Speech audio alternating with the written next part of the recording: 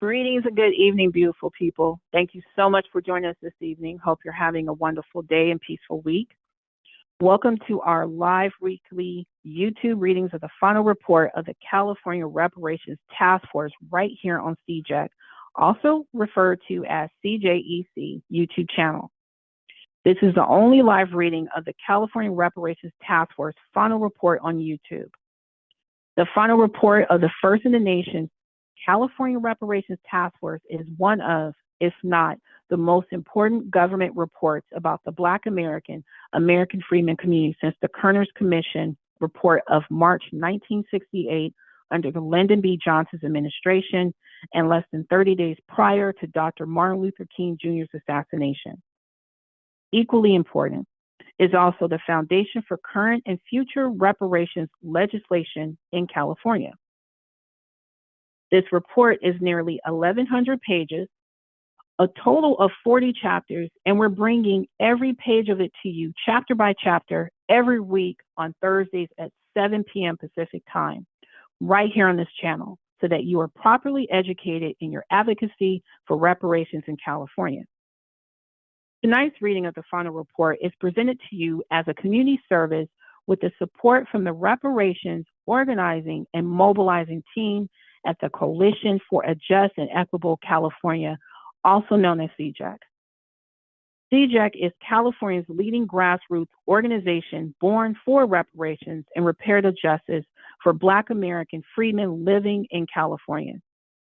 For more info on CJEC and our work helping to enact the law that created the California Reparations Task Force, also referred to as AB 3121, the California's law, SB 189, Section 14, requiring state agencies to collect data on descendants of those emancipated from U.S. chattel slavery, which was effective January 1st, 2024.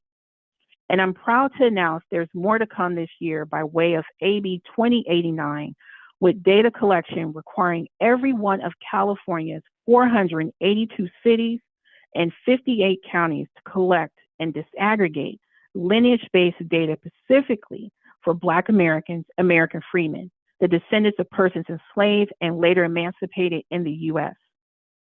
The act known as AC 8 to end current slavery, aka involuntary servitude in California state prisons, and finally, the California American Freedmen Affairs Agency Bill, SB 490, and more. To receive updates on these legislative efforts, please visit www.cjec-official.org and sign up for our monthly newsletter and/or to receive text announcements. Before we go any further right now, I need you to do three things.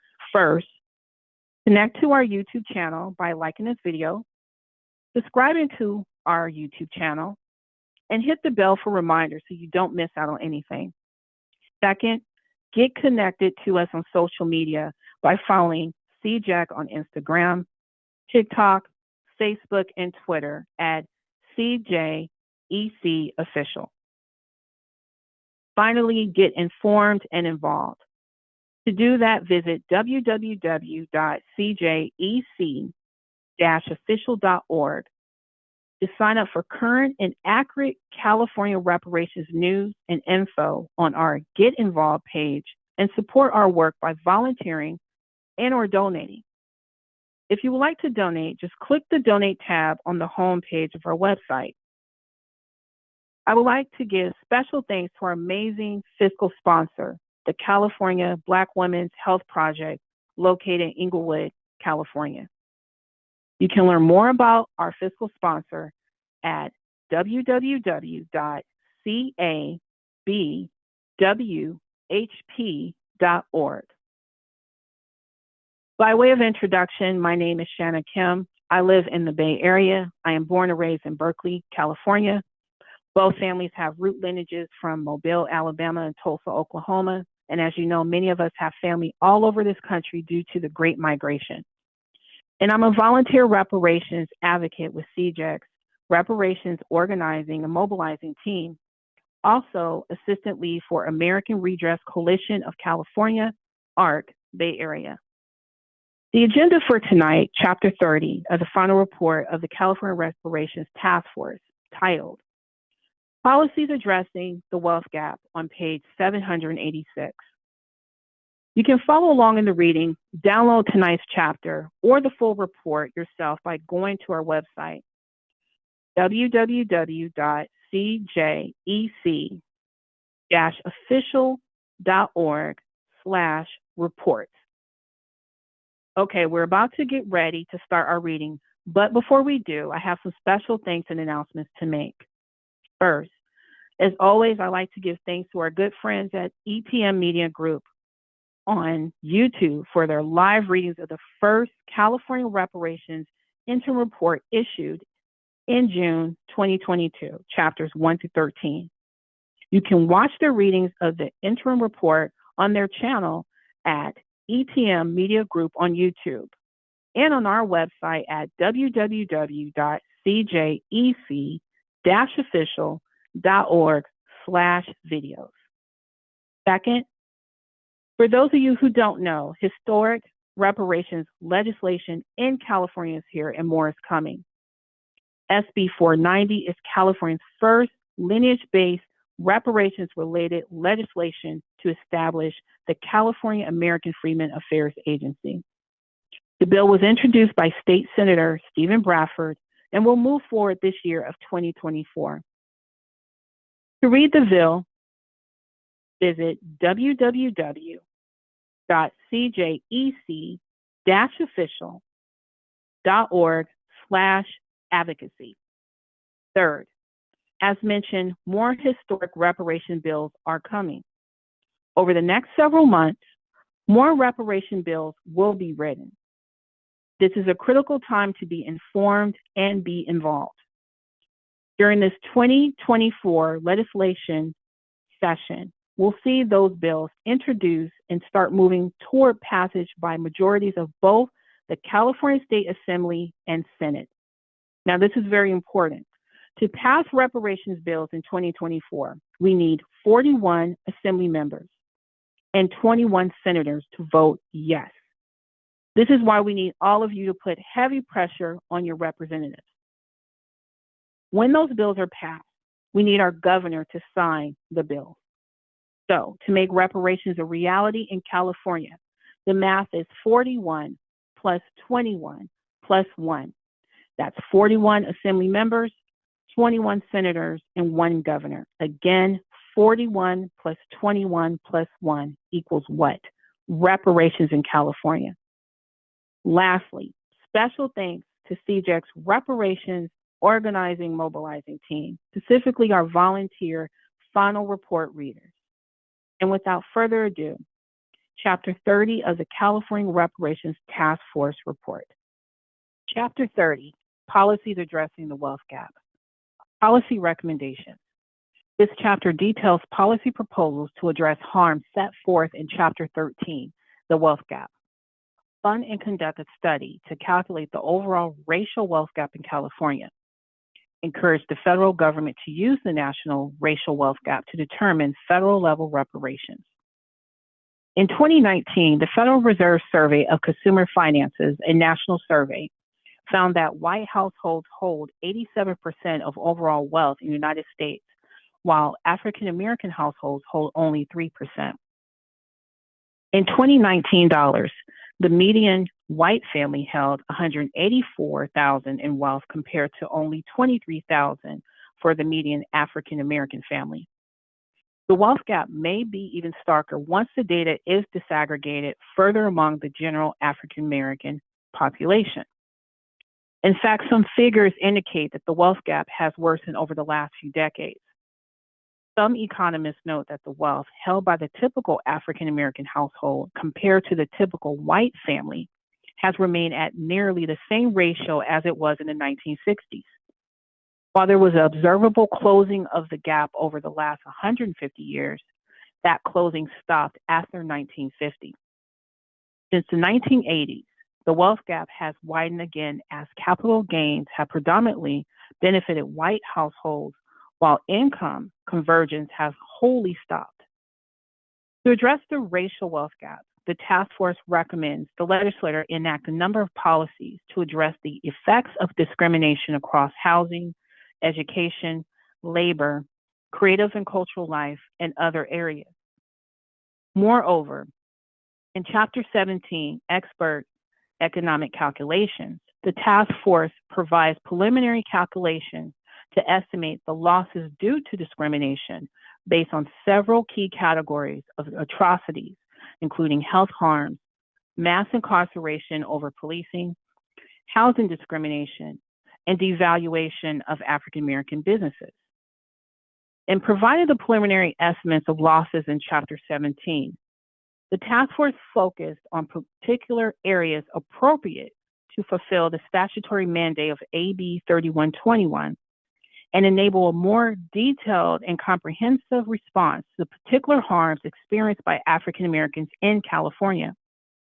However, further analysis of the overall racial wealth gap would give the legislator further information to consider in its ultimate calculations of reparations and enable data-driven analysis of whether remedial measures are effectively readdressing that gap. Therefore, the task force recommends that the legislature fund and construct an economic study to calculate the overall racial wealth gap in California. Many reparations advocates consider the wealth gap to be the best indicator of the cumulative impact of anti-Black racism, from enslavement through legal segregation to contemporary discrimination and disparities.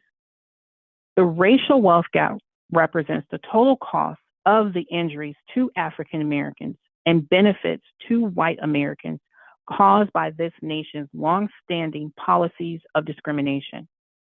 As such, the wealth gap serves as one of the most direct means of accounting for the value owed as African American reparations. But as of the date of this report's publication, no study or report has provided a definitive figure calculating the overall racial wealth gap in California. To measure the full intent of the racial wealth gap, a calculation must consider more than gaps in racial income. A true accounting must consider discrimination in lending, employment, property, commercial practices, and policies restricting African American individuals, communities, and enterprises. Such analysis must also include how those practices and policies in those same areas simultaneously privilege white individuals, communities, and enterprises. Some of the key data that might be used to calculate the effects of this discrimination and to determine the overall racial wealth gap include, quote, racial differences in home equity, financial assets, and income, all of which are necessary for economic security and facilitate the accumulation of wealth over time, end quote. Such a calculation must also consider differences in amounts and types of household debt held. Further, the task force recommends that the state of California encourage the use of the national racial wealth gap in the determination of the federal level reparations urged by the task force. Due to the scale of federal recommendations, the racial wealth gap would be a more appropriate measurement of harms due to discrimination at the federal level.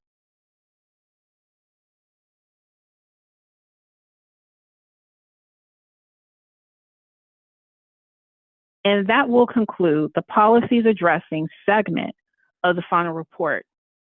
Stay tuned for next week's Chapter 31, California Prosecutorial and Judicial Race Data Survey. Before you go, if you haven't done so already, don't forget to like this video, subscribe to our YouTube channel, and hit the bell for reminders. When you go, don't forget to get connected. Follow CJEC on all social media, Instagram, TikTok, Facebook, and Twitter at CJEC Official. Get informed. Visit www.cjec-official.org And sign up for current and accurate California reparations news and info on our Get Involved page. Get involved. Support our work by volunteering and or donating. To donate, just click the Donate tab on the home page of our website. Again, special thanks to our incredible fiscal sponsor, the California Black Women's Health Project. And thank you all so much for your time during this evening and allowing me to read this critical and insightful chapter. We are closer to reparations than we ever have been in California. And with that, have a lovely evening and safe weekend.